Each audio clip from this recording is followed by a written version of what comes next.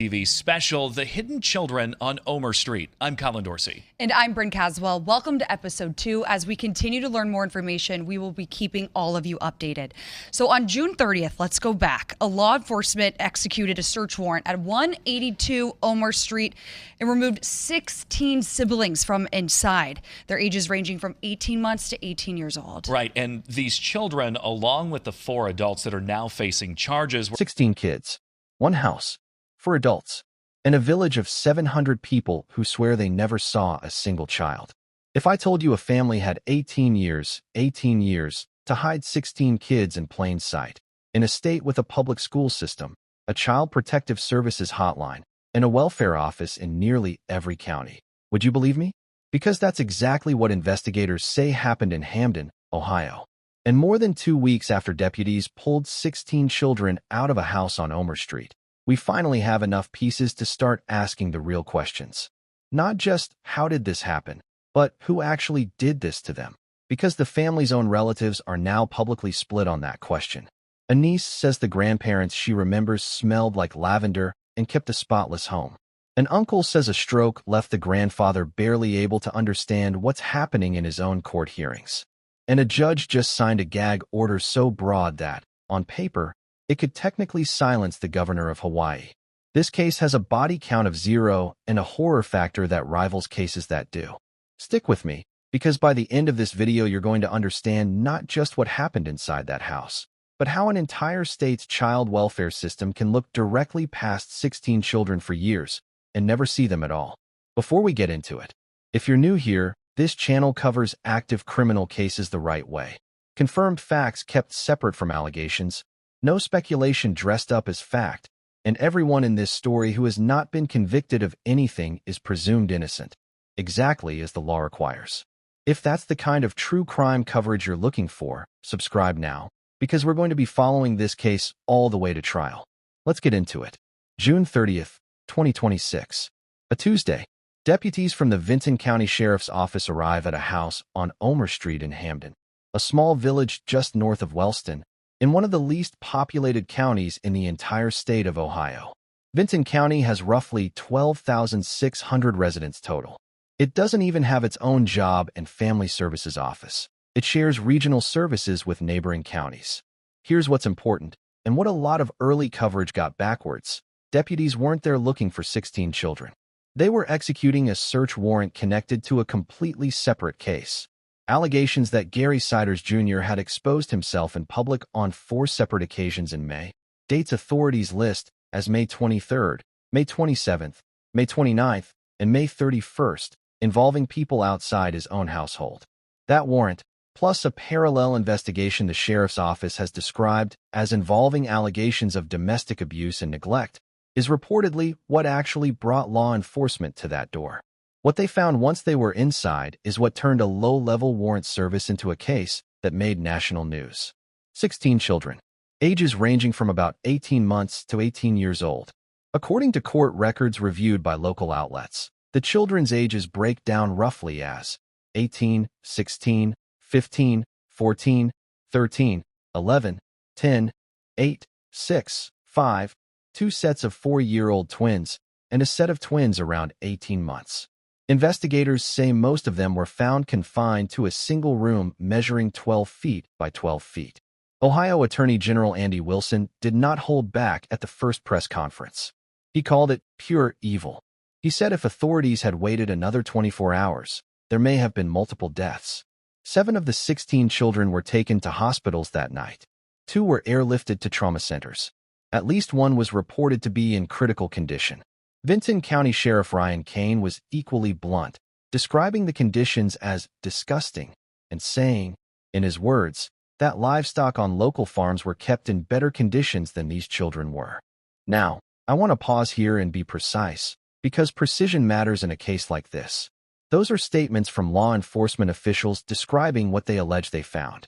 The 4 adults arrested that day have all pleaded not guilty. Nothing in this case has been proven in a courtroom yet.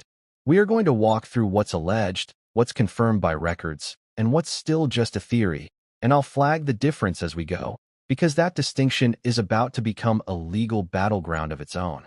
4 adults were arrested that day, and all four are related. Gary Siders Jr., 36, the father.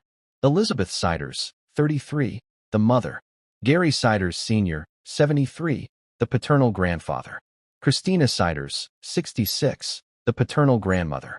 Officials say all 16 children are Gary Jr. and Elizabeth's biological children, meaning, according to Elizabeth's own attorney, she gave birth roughly once a year for the better part of 2 decades. Each of the 4 defendants was charged with 16 counts of child endangering, 1 count per child, a second-degree felony in Ohio that can carry a possible sentence in the range of 8 to 12 years per count if convicted. All 4 were arraigned July 1st. Bond was set at $300,000 each. As of the most recent reporting, none of them have been able to post it. Here's a detail that reframes a lot of this case, and it's one of the most searched details in the entire story. Elizabeth and Gary Jr. didn't meet as adults. Court and marriage records show Elizabeth was 15 years old and, according to her attorney, 7 months pregnant when she married 18-year-old Gary Jr. in Mason County, West Virginia, in 2008. At the time, West Virginia law allowed marriage at any age with parental consent, a loophole that's since drawn renewed public scrutiny because of this exact case. Elizabeth's attorney, Thomas Stolley, has painted a specific picture of his client. He says when he first met with her after the arrest, she didn't ask about her own bond or her own charges. He says her first questions were about her kids, whether they were okay, where they were, and when she'd be able to see them. He's described her as crying and exhausted.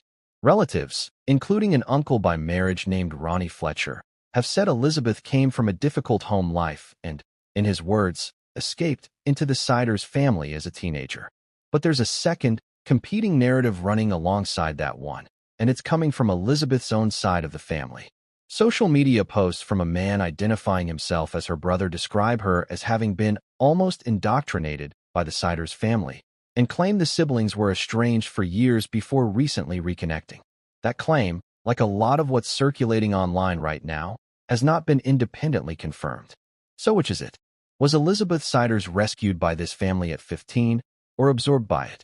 Attorney Kim Dagonia, who previously prosecuted the Turpin House of Horrors case in California, the one with disturbing echoes to this one, told NewsNation this is the million-dollar question. Was Elizabeth a co-defendant or, in some legal sense, a victim herself? That question isn't going away, and it may end up shaping how a jury ultimately sees this entire case. The physical description of what investigators say they found is difficult to hear, so I'll keep this section factual and move through it directly. Officials say the house was in a severe state of disrepair. Reports indicate first responders were concerned about falling through sections of the floor due to rot. The Attorney General's office described the children as being found in conditions involving insect infestation and unsanitary waste, largely confined to that single 12-by-12 room. One detail investigators have emphasized, and it matters for understanding the direction of this case. Sheriff Kane has said the children's ability to communicate is extremely limited. Some can speak, some very little, some not at all, which is significantly slowing down the investigation itself, because interviewing the victims is central to building the case. And that's proving to be one of the hardest parts of this entire process. Officials have also gone out of their way to clarify one specific thing, because it's exactly the kind of detail the internet ran with early on. Investigators have stated they do not believe this case involves human trafficking. If you've seen that claim floating around comment sections or social media, that's not what law enforcement is alleging. The Attorney General's office has characterized this as prolonged and extreme interfamilial neglect and abuse, a case confined to one family, not a trafficking operation. There's also a detail from the family's medical history that's drawn a lot of attention and deserves to be stated precisely, because early reporting blurred it. In November 2022, Elizabeth Siders gave birth to conjoined twins who died the same day, reportedly of natural causes. That is a separate, documented event from the twin infants who were among the 16 children removed from the home alive in June 2026. Keeping those two facts straight matters, because they've been conflated in some coverage. This is where the case stops being just about one house and starts being about an 18-year pattern. Public records, birth certificates, court filings, property records, show the Siders family moved constantly across southeastern Ohio, and at least once out of state, from roughly 2008 through their arrival in Hamden.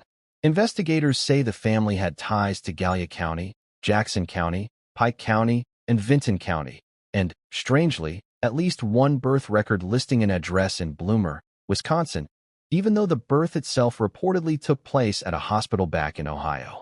One stretch of that timeline has become a major focus of local reporting: a home near Cheshire, in Gallia County, where records show family members were living between roughly 2020 and 2024.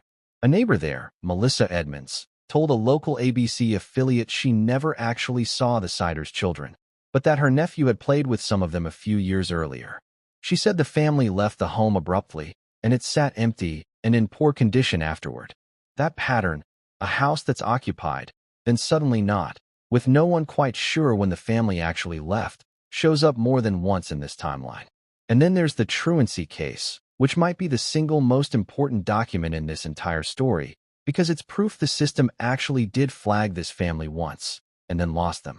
Records show that in the 2021 to 2022 school year, the Siders' 6 oldest children did not attend a single day of school. The Gallia County School District filed a truancy complaint against Gary Jr. and Elizabeth. The children were labeled habitually truant, putting them at risk of being classified as unruly children under Ohio law. But the case was dismissed because the court could not locate Gary Jr. and Elizabeth to serve them with paperwork. By the time anyone followed up, the family had already moved. Gallia County confirmed there were no other truancy cases tied to this family. 2 other districts the family is believed to have lived within, Gallipolis City Schools and Vinton County Schools. Both say they have no records at all indicating any of these 16 children were ever enrolled as students or registered as homeschooled. That's at least 3 school districts across nearly 2 decades, with 0 enrollment record for any of these kids. That single detail is what elevates this case from a horrifying local tragedy to a genuine policy failure story, and it's exactly why state lawmakers are now involved. This is the question driving most of the search traffic around this case right now, and it deserves its own section. At a state controlling board hearing this month, officials laid out just how invisible this family was to Ohio's systems. According to testimony from Joel Potats, with the Ohio Department of Children and Youth, the family appears to have never applied for state benefits for the children. No SNAP, no food stamps, no monthly stipend. The only confirmed income into a household that reportedly had roughly 20 people living in it were the Social Security payments received by Gary Sr. and Christina. Potats, who says he's worked in this field for 40 years, said he's never seen anything like it. A single child going undetected by the system is one thing. 16 children in one household doing so is something he says he's simply never encountered. There's an unresolved thread here worth flagging honestly. A podcast host covering the case has said he's investigating whether Elizabeth may have tried to apply for benefits at some point and been turned away, but that claim is not yet confirmed on the record. If true, it would raise a very different question. Not, why didn't this family ask for help, but did they ask, and did the system fail to follow up? Right now, that remains unverified, and I'm not going to present it as fact. What lawmakers are focused on instead is the more concrete failure: cross-county communication. State Representative Mark Johnson, whose district covers Vinton County, has called this low-hanging fruit. If Gallia County flagged a truancy problem with this family in 2021, why didn't that flag follow them when they moved to the next county? It didn't. Nobody checked whether those kids ever showed up in a new district's enrollment system, because no system currently requires that check. State Representative Bride Rose Sweeney was more pointed about it at that same hearing, saying Ohio's last state budget didn't fund child protective services at the level the department had actually requested, and that, I think we're all culpable for allowing this to happen for so long. The state has already approved $1 million in emergency funding, backed by Governor Mike DeWine and unanimously approved by the controlling board, to cover foster placement, clothing, transportation, court costs, and medical and mental health services for the 16 children now scattered across the regional foster system. A former deputy attorney general for the state said he's never seen a line item dedicated to a single case like this before. In the past week, extended family members have started talking publicly for the first time, and what they're describing genuinely complicates the narrative. A niece of Gary Sr. and Christina posted a lengthy statement describing the grandparents' household as she remembered it, years before this case. She says she remembers a clean house. She remembers it smelling like lavender. Toys on the floor, she said, but not dirty. She wrote that the aunt and uncle she grew up knowing would never knowingly harm a child. But she hasn't seen them in over 6 years. And she says she now believes their health had deteriorated badly in that time. Cancer, strokes, dementia. She says watching their court appearance videos, it looks to her like they don't fully understand what's happening around them. And she said something that shifts blame in a specific direction. She believes Gary Jr. was abusive toward his own parents. A separate relative, an uncle, offered a parallel account. He said Gary Sr. suffered a stroke that affected both his cognitive function and his mobility, and that he isn't sure the grandfather understands the proceedings against him at all. He also said something that complicates the who's responsible question even further.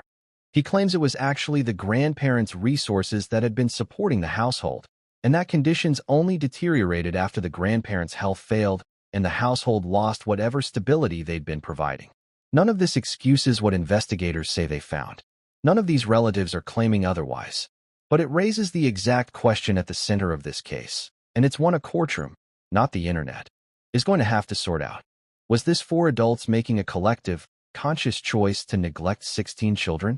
Or was it a household where the 2 people holding things together lost the ability to do so, while nobody outside those walls was close enough, or paying attention enough, to catch it? It's worth noting Gary Sr. is currently out of custody. He was hospitalized after falling on the way to a bond hearing, and doctors discovered what's been described as a serious, undisclosed medical condition requiring specialized care outside the county. A competency evaluation has been ordered for him. His niece said she was relieved to hear that, and said she hopes Christina receives one too. This is the part of the story that's moving fastest right now, so let's get the details exactly right. On July 14th, a gag order was granted, but here's the correction to make. It applies specifically to the case against Gary Siders Jr., not to all 4 defendants as a blanket order. His attorney, Lee Roberts Jr., filed the motion, citing public comments from AG Andy Wilson, Sheriff Ryan Kane, and the Vinton County Clerk of Court, specifically Kane's livestock comment and Wilson's pure evil remark, arguing those statements had already prejudiced the potential jury pool in a county of roughly 13,000 people. Judge Lena Featherolf Rogers signed the order. Legal analysts covering the case have noted the language is broad enough to technically restrict a wide range of public officials from commenting, not just people directly connected to the case. 2 days later, on July 16th, Christina Siders' public defender filed a separate motion requesting her own non-dissemination order, seeking similar restrictions covering her case specifically. As of the most recent reporting, the judge has not yet ruled on that second request. No gag order has been requested for Gary Sr. or Elizabeth's cases. Legal commentators, including a former Ohio Deputy Attorney General, have raised real questions about how this order came together, signed the same day the motion was filed, without the prosecution weighing in, and without an evidentiary hearing establishing that a fair trial was genuinely at risk. Ohio case law generally allows a judge to skip a hearing only when both prosecution and defense agree a gag order is necessary. That agreement doesn't appear to have happened here. This matters beyond just this one case, because it's now a First Amendment and open records fight in its own right. It directly affects how much any of us, including this channel, will be able to report as this case moves forward, and I promise you we're going to keep tracking it. As of this recording, here's the confirmed status of the case. All 4 defendants have pleaded not guilty. All 4 waived their preliminary hearings, meaning the case skips straight to a grand jury rather than going through a probable cause hearing in front of a judge first. A special prosecutor has reportedly been appointed to handle the case. Defense attorneys have indicated grand jury proceedings are tentatively expected sometime toward the middle to end of this month, though no confirmed date has been set publicly. If the grand jury returns indictments, the case moves toward trial. Legal experts following the case have pointed out a genuinely difficult logistical problem. Vinton County is so small that seating an impartial jury, let alone 4 separate impartial juries, if the defendants are tried individually, may require pulling jurors in from neighboring counties entirely. The 16 children remain in the custody of the Ohio Department of Job and Family Services, placed with foster families across the region. Their exact locations are protected under Ohio law, given their status as juveniles, and will likely remain that way indefinitely.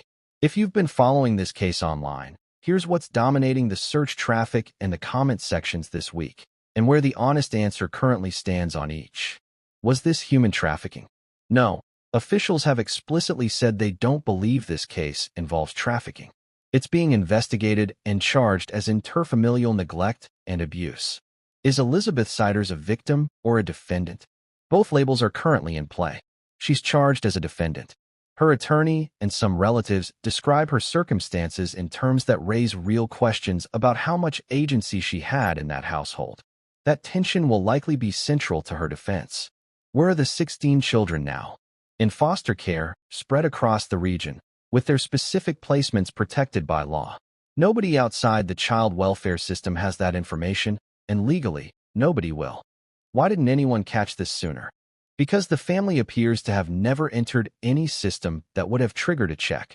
No benefits application, no school enrollment, no consistent medical records, combined with a truancy flag in one county that never followed them to the next.